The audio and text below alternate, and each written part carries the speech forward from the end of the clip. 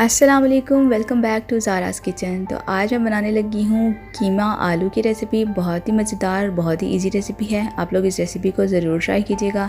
बहुत ही सिंपल भी है इसको बनाने का। तो चलिए रेसिपी को कर लेते हैं स्टार्ट। बर्तन के अंदर मैंने ऐड कर दिया है 1 गिलास पानी। अब इसके अंदर मैं ऐड कर दूँगी कीमा को मैंने धोकर अच्छे से चने के अंदर ऐड कर दिया था। सारा पानी इसका निकल चुका है और अब मैं इसको पानी के अंदर ऐड कर दूँगी। अब मैंने इसके अंदर ऐड कर दी हैं 2 मीडियम साइज़ के प्याज, बारीक कट कर लिए हैं।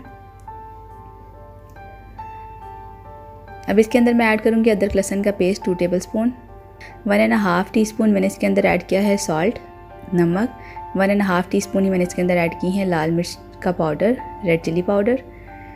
1.5 टीस्पून ही मैंने इसके अंदर ऐड किया है ड्राई कोरिएंडर पाउडर। 1/2 टीस्पून मैंने इसके अंदर ऐड की है हल्दी, टर्मरिक। और 1/2 टीस्पून ही मैंने इसके अंदर ऐड किया है ज़ीरा पाउडर।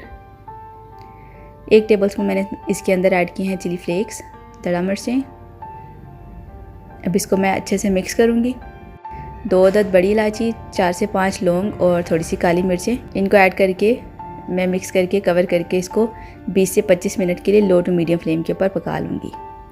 कीमा हमारा गल चुका है और पानी भी ड्राई हो चुका है बिल्कुल, थोड़ा सा पानी इसके अंदर बाकी है। तो अब इसके अंदर मैं ऐड कर दूँगी 1/2 कप ऑयल और इस ऑयल के साथ मैं इस कीमे को 10 से 12 मिनट तक अच्छे से भून लूँगी।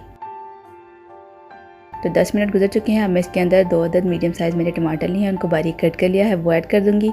अब इन टमाटरों के साथ भी मैं इस कीमे को 10 मिनट के लिए अच्छे से फ्राई करूँगी। थोड़ी देर के लिए टमाटरों को कवर करके रखें 5 से 10 मिनट, तो टमाटर बहुत जल्दी सॉफ्ट हो जाते हैं और बहुत अच्छे से मिक्स हो जाते हैं। तो अब मैंने इसके अंदर ऐड कर दिए हैं आलू मैंने लिए थे 3 अदद मीडियम साइज़ के और उनको कट कर लिया था।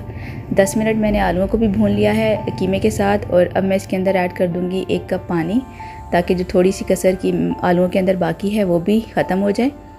और 15 मिनट के लिए मैं इसको बिल्कुल लो फ्लेम के ऊपर दम दे दूँगी। अगर आपको मेरी रेसिपीज़ पसंद आती हैं तो इस वीडियो को ज़रूर लाइक करें और मेरे चैनल को भी सब्सक्राइब करें और अपने फ्रेंड्स के साथ शेयर करें। फिर मिलेंगे एक नई रेसिपी के साथ, तब तक के लिए अपना बहुत सारा ख्याल रखिएगा। अल्लाह हाफिज़।